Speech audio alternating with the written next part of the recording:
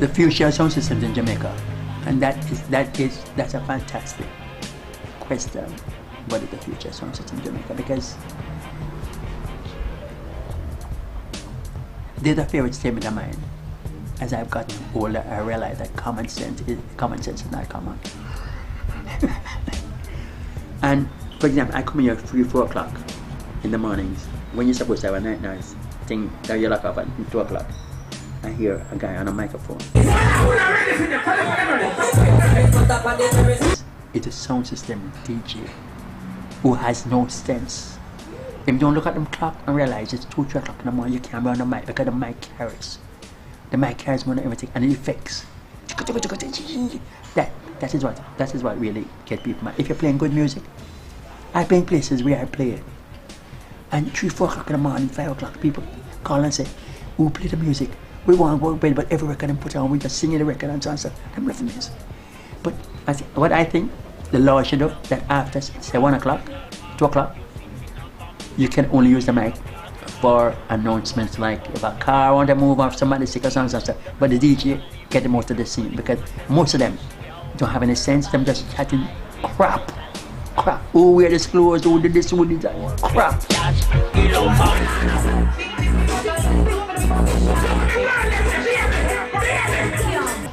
Some of them have common sense to know that after a certain night, that the noise and effects is what really create the problem for sound systems. That is what need to be addressed, and that is what the police and the law enforcement after now insist on doing, is putting a limit on time where you can use a microphone unless you're using it for a specific purpose of announcing something, a public service announcement. Cut them down, because when you do that, you'll be surprised to know the extent that the place will be normalized, and we'll all get some sleep, because I'm a soul man and I can't sleep when I come home because these guys want to make. You understand? So we need to definitely we need to spring them up and really make them accountable. Right now I can say definitely I'm feeling good about our music, reggae music. I see a change coming. I see we're making a turn in terms of even in terms of the writing. You have young artists right now that really come in with some substance. You have Chronix, Protege, you understand, these guys are really coming, Romain Virgo again, all of these guys are coming as one movement, and it's a force, that they have, and I'm happy to be a part of it, definitely. In 5-10 years I feel like I know these guys are going to go far, and because I'm all for substance, you understand, like lifeline music, you guys should know the production, you understand. So I mean, the sky is the limit, and I think reggae music, being as powerful as it is, it can really go far, you understand. We can continue taking over the world with our music, stepping into different cultures, different countries, crossing boundaries. In terms of the lyrics, you're really seeing more substance, more structure these days, because our thing is kind of, you can't say all over the place in a sense, but there's more structure being introduced to our music, and so with that structure, our production, you never know where it's going to go. I believe it's going to go far. But in the last couple of years, I was very, very worried. I saw we're out of ignorance, out of lack of preparation. I think the music they had allowed it to go in a direction which wasn't favorable for the music. There's always this thing where music evolves through fusion and that sort of thing. But I think what happened to our music in Jamaica is that it went too far, and the people got caught up in this hip hop vibe and thing, and it became a matter of hype over substance. And as Nick said, we're looking now to move it into substance over hype, because the reality is that when there was substance, there was still a level of hype, because at least you see numbers, you'd see records selling. But when you have this one bag of hype and no sales, then it's not too good. My challenge with the industry continues to be the fact that right now it's all driven by the disc jockey, right? Which you can't, I think that's unfortunate because you can't have the disc jockeys determining your final output. In other words, I can't allow them to influence me. I need to influence them. And I think it's a matter of them being penny wise and pound foolish, because what's happening right now is that it has destroyed our industry. Now we have to be trying to build it back, right? Because the reality is that the hype just never did work. You know, it looked good, the youth them want to dance and you know, do them thing, and it became about them youth over there start dance. There's you know, it reached a stage where the women them in the dance, them over one side, the men over one side. I mean, it's just first season, we understand, we go through these things. But the reality is now, we want to bring it back to a place where we exercise sense. Our industry has suffered from the lack of people with knowledge of the industry being at the forefront. What we have is just everybody who have a PC or like a student in backyard, them turn engineer, them turn producer. So what you find, there's no objectivity. Some man just going with instinct and doing stuff. And to be honest, a lot of it work, you know, don't get me wrong. But for the most part, after you make the song, who is going to run the business? Who cares about what happens in the business? It can't be about giving a minibus man your tape to play. Or, you know, man just go on the street and take it to the street and move to get the biggest forward in the dance. When the dance is about the same people them going around. And it must be about radio, getting your music out to the world. Because it's so unfortunate that what's happening in Jamaica is not that happening in Germany, it's not that happening in Italy or France or Japan. You know, we need to get back to the place where our music become a dominant force in these countries that we used to dominate at one point.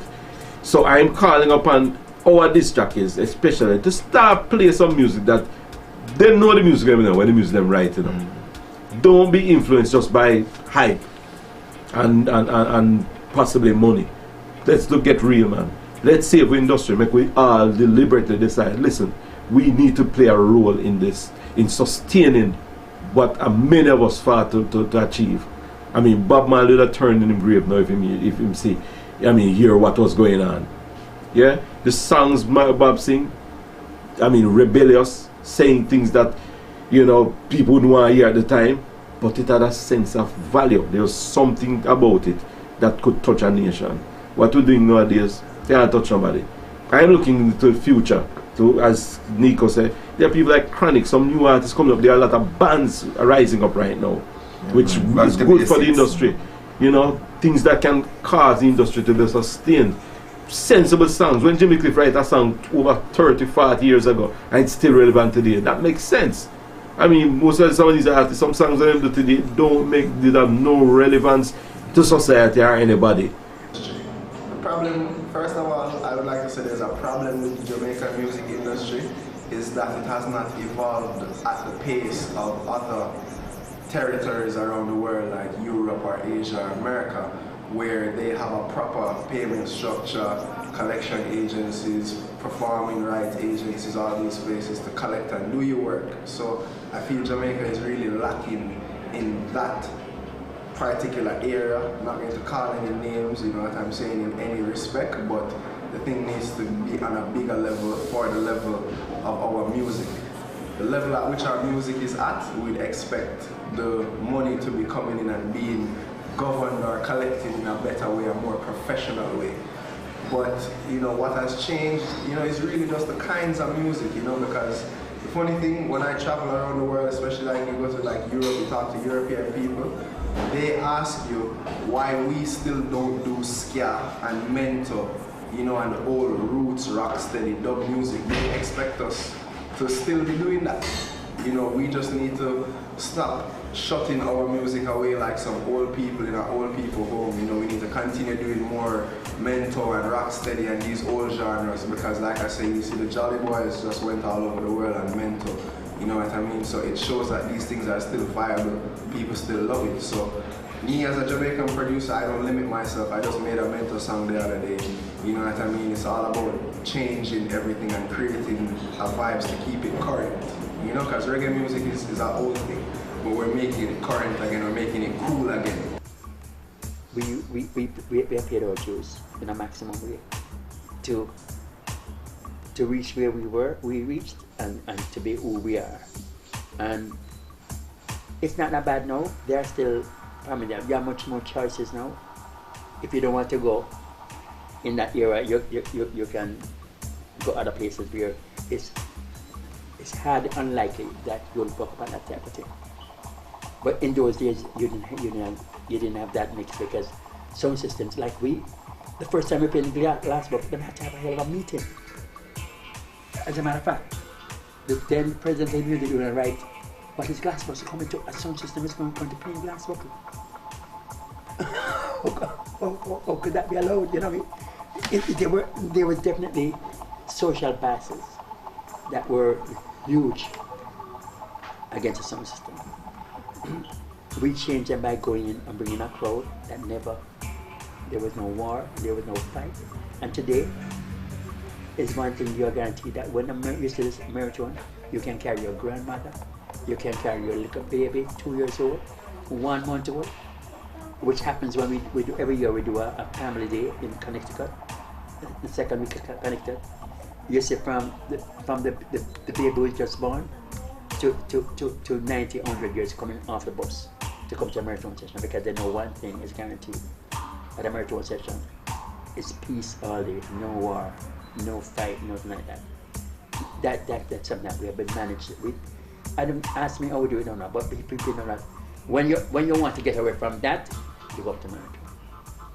I think I can actually say loud and clear that we are the oldest sound system in the world, under the same ownership, under the same family that is running it. Yes, I think we basically have that. The sound system, as usual in Jamaica, still, although it has made an impact, because what is happening now, if you look out there, is a lot of the people who would never, everybody don't want to be a jock, so everybody is a disc jockey, everybody's the sounds of jet rev, everybody is into sound system. In my time, you can tell your people you're going to sing. The first time I told my father, when he sent me to KC, and Dad said, "What is your career choice?" And I said, "Dad, music." And he said, "Winston, obviously you didn't hear what I just asked you." I said, "Dad, I heard you loud and clear." He said, "What is my career choice?" And I'm saying to you, "Dad, music, music, music."